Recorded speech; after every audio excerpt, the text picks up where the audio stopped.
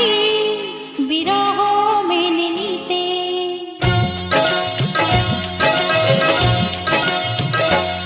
মোহনায় এসে নদী যদি চায় ফিরে যেতে, সাগর পারে কি বিরহ মেনে নিতে। না গো তা পারে না, কখনো পারে না।